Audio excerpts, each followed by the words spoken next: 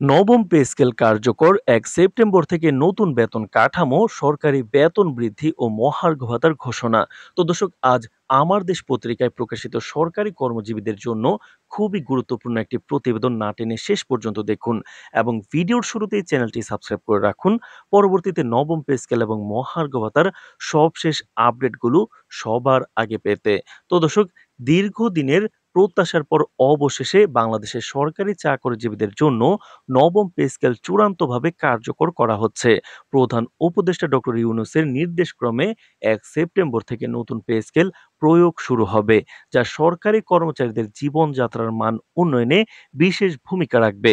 নতুন এই পে স্কেলের আওতায় শুধু বেতন বৃদ্ধি নয়, বরং মহার্ঘ ভাতাও উল্লেখযোগ্যভাবে বাড়ানো হয়েছে, যা সরকারি কর্মচারীদের দৈনন্দিন ব্যয় কমাতে এবং আর্থিক নিরাপত্তা নিশ্চিত করতে সহায়ক হবে।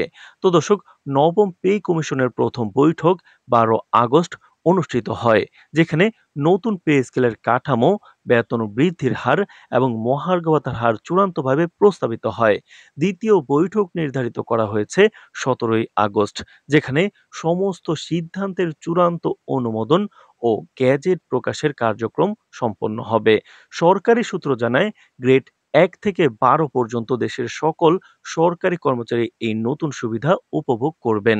বিশেষ করে শিক্ষা প্রতিষ্ঠান, স্বাস্থ্য খাত, প্রশাসন ও নিরাপত্তা সংক্রান্ত চাকরিজীবীরা উল্লেখযোগ্য আর্থিক সহায়তা পাবেন।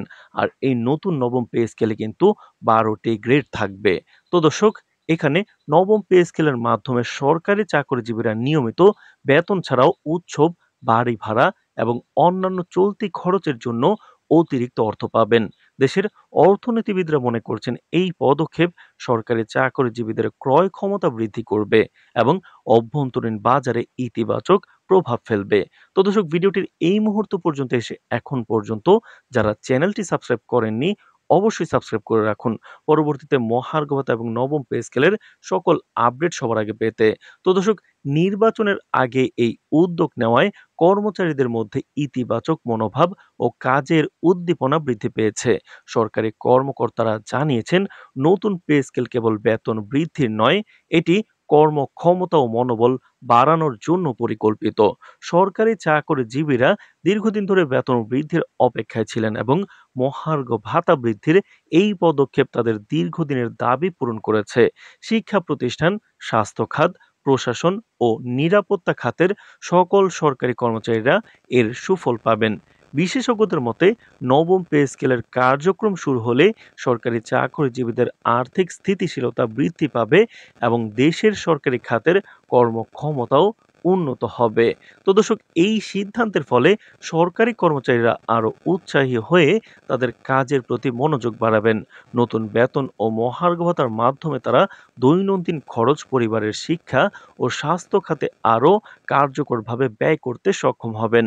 দেশের অর্থনীতি ও সরকারি খাতের মান উন্নয়নের জন্য এটি একটি যুগান্তকারী পদক্ষেপ হিসেবে বিবেচিত হচ্ছে। সরকারি সূত্র জানিয়েছে, নবম পে স্কেলের আওতায় এবার মোট ১২টি গ্রেডে বেতন বৃদ্ধি করা হয়েছে, যা গ্রেড অনুযায়ী বেতন ও মহার্ঘ ভাতার হারে কর্মচারীদের দৈনন্দিন ব্যয় সামলাতে সহায়তা করবে। তো দর্শক, অর্থনৈতিক বিশ্লেষকরা মনে করছেন, নতুন বেতন কাঠামো ও অতিরিক্ত ভাতার ব্যবস্থা সরকারি খাতের কর্মক্ষমতা এবং কর্মচারীর মনোবল বৃদ্ধি করবে। নির্বাচনের পূর্বেই এই পদক্ষেপ সরকারের জন্য একটি ইতিবাচক সংকেত বহন করছে। সরকারি কর্মচারীরা কাজের মান উন্নয়নে আরও সক্ষম হবেন এবং দীর্ঘমেয়াদে দেশের প্রশাসনিক ও অর্থনৈতিক কাঠামো মজবুত হবে। নবম পে স্কেল ও মহার্ঘ ভাতা সরকারি চাকরিজীবীদের জীবনযাত্রার মান উন্নয়নে গুরুত্বপূর্ণ অবদান রাখবে এবং দীর্ঘদিনের প্রত্যাশা পূরণে নিশ্চিত করবে। তো দর্শক, ভিডিওটির এই মুহূর্ত পর্যন্ত এসে এখন পর্যন্ত যারা চ্যানেলটি সাবস্ক্রাইব করেননি, মহার্ঘ ভাতা এবং নবম পে স্কেলের সবশেষ আপডেট পেতে চ্যানেলটি সাবস্ক্রাইব করে রাখুন। আজ এ পর্যন্তই, ধন্যবাদ।